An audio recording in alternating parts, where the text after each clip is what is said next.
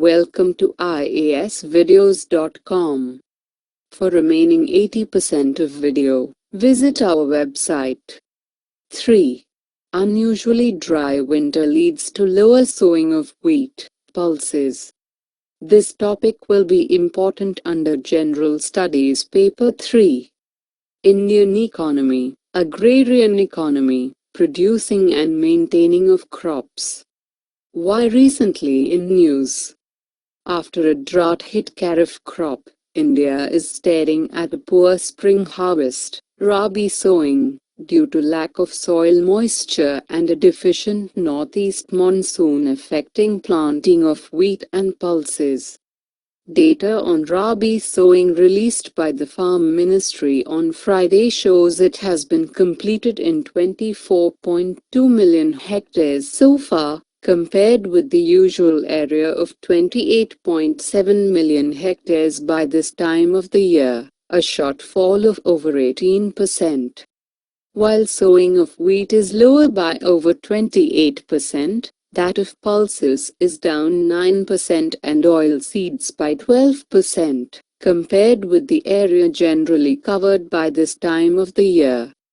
A poor rabi harvest this year will mean the fourth consecutive crop failure for a vast majority Indian farmers, whose kharif and rabi crops were damaged due to deficient and unseasonal rains in 2014-15. Crops of India based on seasons. Kharif crops. The kharif crop is the summer crop or monsoon crop in India. Kharif crops are usually sown with the beginning of the first rains in July, during the southwest monsoon season. These crops are dependent on the quantity of rainwater as well as its timing. Too much, too little or at wrong time may waste the whole year's efforts. Major kharif crops of India include millets, bajra and jawar, paddy, rice, maize, pulses, groundnut, red chilies, cotton, soybean, sugarcane, turmeric etc. Rabi crops. The rabi crop is the spring harvest or winter crop in India. It is sown in October last and harvested in March-April every year. Their main source of water is rainwater that has percolated into the ground, that is, they require irrigation. A good rain in winter spoils the rabi crops but is good for kharif crops. The agriculture crops produced in India are seasonal in nature and highly dependent on these two monsoons. Major rabi crops in India include wheat, barley, mustard, sesame, peas etc. Wheat cultivation in India. Wheat is the second most important crop of India after rice. It's a rabi crop. It is the staple food in north and northwestern India. It's a winter crop and needs low temperature. Ideal temperature for wheat cultivation is between 10 to 15 degrees Celsius at the time of sowing and 21 to 26 degrees Celsius at the time of harvesting. Wheat thrives well in less than 100 centimeters and more than 75 centimeters rainfall. The most suitable soil for cultivation of wheat is well-drained fertile loamy soil and clayey soil. Plain areas are most suitable. The wheat crop is highly mechanization-oriented and may need less labor. Top 3 states producing wheat are Uttar Pradesh, Punjab, and Haryana. 4. ASEAN-India Summit, Terrorism, Trade, Sea dispute to be top agenda. This topic will be important under General Studies Paper 2.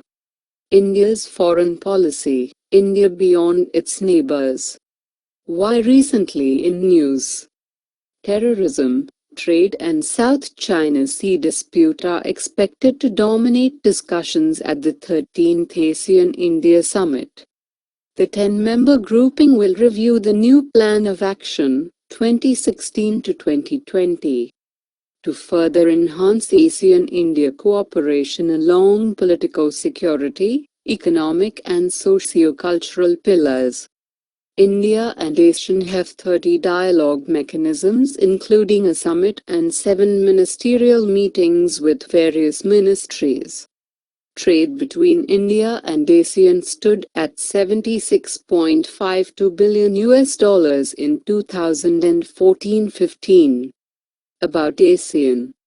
The Association of Southeast Asian Nations, or ASEAN, was established on the 8th of August 1967 in Bangkok, Thailand, with the signing of the ASEAN Declaration, Bangkok Declaration, by the founding fathers of ASEAN, namely Indonesia, Malaysia, Philippines, Singapore, and Thailand.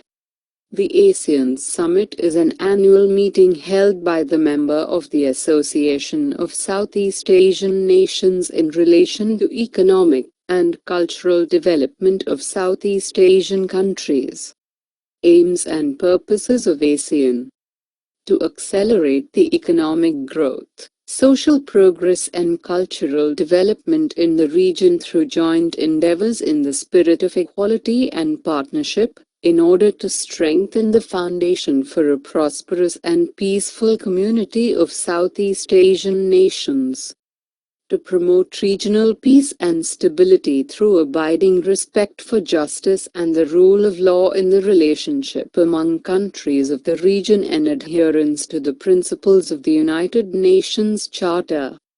To promote active collaboration and mutual assistance on matters of common interest in the economic, social, cultural, technical, scientific and administrative fields. To provide assistance to each other in the form of training and research facilities in the educational, professional, technical and administrative spheres. To collaborate more effectively for the greater utilization of their agriculture and industries, the expansion of their trade, including the study of the problems of international commodity trade, the improvement of their transportation and communications facilities and the raising of the living standards of their peoples. To promote Southeast Asian studies, and to maintain close and beneficial cooperation with existing international and regional organizations with similar aims and purposes, and explore all avenues for even closer cooperation among themselves.